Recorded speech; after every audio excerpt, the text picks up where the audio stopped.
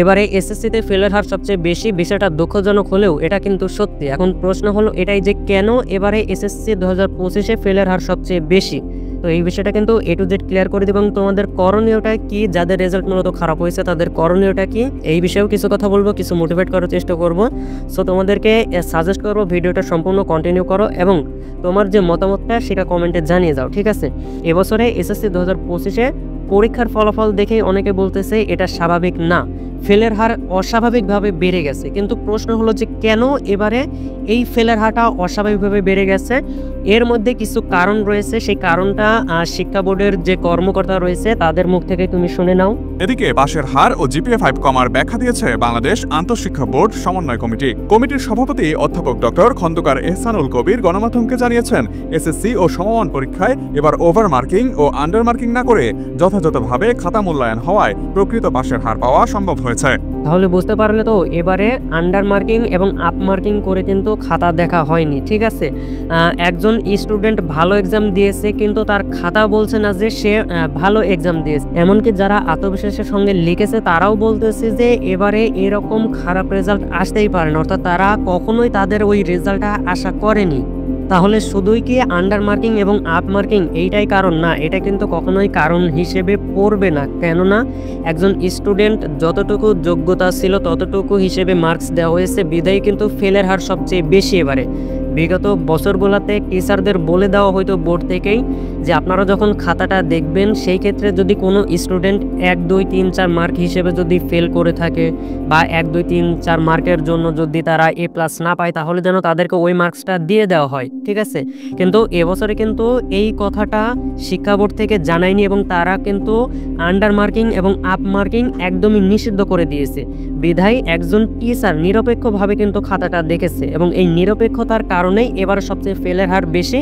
এখন অনেকের মনেই প্রশ্ন বা অনেকেই আমাকে বলবে যে ভাইয়া তাহলে আমি তো এক্সামটা অনেক ভালো দিয়েছি, তাহলে আমি কেন আশাস্বরূপ রেজাল্ট পাইলাম না?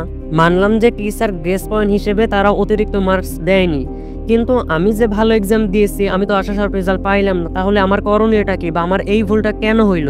এখন তোমাদের কিছু গুরুত্বপূর্ণ পয়েন্টটা তুলে ধরে, একজন টিচার যখন খাতাটা দেখবে তখন এই যে অনেকে বলতেছে না যে আমি ভালো এক্সাম দিয়েছি, যেমন আমার কোচিং সেন্টার থেকে আমি যে স্টুডেন্টকে আশা করেছিলাম এই স্টুডেন্টটা আমার কোচিংয়ের সবচেয়ে বেস্ট স্টুডেন্ট, সে ভালো রেজাল্ট করবে, বাট দেখা যাচ্ছে যে স্টুডেন্টটা বলতো যে ভাই আমাকে একটু ভালো মতো কিছু সাজেশনটা দিয়ে দেন যেন আমি 4 পয়েন্ট পাই, বাট দেখা গেছে দুইজনই A+ পাইছে। কিন্তু যে 4 পয়েন্টের আশা করছিল অর্থাৎ যে নর্মাল স্টুডেন্ট সে কিন্তু আমাদের কোচিং না আমাদের স্কুল থেকে সবচেয়ে বেশি মার্কস পেয়েছে।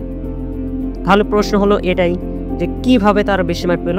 বোর্ড পরীক্ষাতে কিন্তু একজন টিচার জানে না যে এই স্টুডেন্টটা কেমন এবং এই স্টুডেন্টটা ভালো নাকি এই স্টুডেন্টটা খারাপ, সেই ক্ষেত্রে তাদেরকে কিন্তু ওইভাবেই খাতাটা দেখতে হয়। বাট একজন টিচারই কিন্তু একজন স্টুডেন্টের জীবনটা ধ্বংস করে দেয়। কিভাবে? যখন তারা খাতা মূল্যায়ন করে তখন যে কম মার্কস পাওয়ার যোগ্য সেখানে তাকে দেখা যাচ্ছে বেশি মার্কস দিয়ে দেয় ভুলে, আবার যে বেশি মার্কস পাওয়ার যোগ্য সেখানে দেখা যাচ্ছে তাকে কম মার্কস দিয়ে দেয়। এটা বিভিন্ন কারণ হতে পারে, হাতের লেখা দেখে বা প্রথম 1-2টা কোশ্চেন তারা ভালো দেখেছে।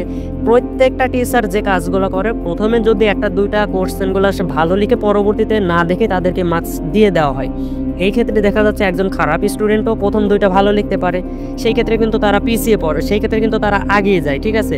এখন তোমাদের বলবো তোমাদের ভয় পাওয়ার কোনো কারণে, যারা বোর্ড চ্যালেঞ্জ করেছো তারা নিশ্চিন্তে থাকো। তোমরা যারা মূলত ভালো এক্সাম দিয়েছিলে তোমাদের রেজাল্টটা পরিবর্তন হবে। এখন অনেকেরই রেজাল্ট পরিবর্তন হয় না। কেন পরিবর্তন হয় না? কারণ ওই যে একজন টিচার যখন খাতা দেখার সময় তোমাকে কম মার্কস দিয়ে আসবে তখন কিন্তু ওইটা আর বেশি বাড়বে না, কারণ বোর্ড চ্যালেঞ্জের খাতার যে রেজাল্টটা সেটা কিন্তু শুধুমাত্র মার্কস, ভেতরের মার্কসগুলো কিন্তু যোগ করা হবে। তুমি ক নম্বরে কত পাইছো, খ নম্বরে কত পাইছো বা 1 নং কোশ্চেনে কত পাইছো, 2 নং কোশ্চেনে কত পাইছো, জাস্ট এইটা যোগ করা হবে। তুমি যে গ নম্বরে 2 মার্কস পাইছো ওখানে যে কেটে 3 মার্কস দেওয়া হবে তুমি ভালো লিখেছো এটা কিন্তু করবে না, জাস্ট যোগ করা হবে। এজন্যই যারা ভালো এক্সাম দিয়েছো তারাও কিন্তু দেখা যাবে বোর্ড চ্যালেঞ্জ করার পরেও রেজাল্টটা পরিবর্তন হয় না। এখন বোর্ডকে কিছু কথা বলি, শিক্ষার্থীরা কোনোভাবেই নম্বর ভিক্ষা চায় না, তারা ন্যায্য মূল্যায়ন এবং যতটুকু তারা লিখেছে তারা ততটুকুর ওপরে মার্কস চায়। এই ক্ষেত্রে শুধুমাত্র যে বোর্ডের দায়িত্ব পালন করা লাগবে এমনটা কিন্তু না, এখন প্রত্যেকটা টিচারকেই তাদের যে নিজেদের দায়িত্ব সেটা কিন্তু পালন করা লাগবে। কেননা একটুখানি নম্বরই পারে ছাত্রকে পাশ করাতে বা ফেল করাতে, বা 1-2 মার্কসই কিন্তু পারে তাদেরকে স্বপ্নের কলেজে নিয়ে যেতে বা হতাশে ডুবিয়ে দিতে। এটা কিন্তু বাস্তব।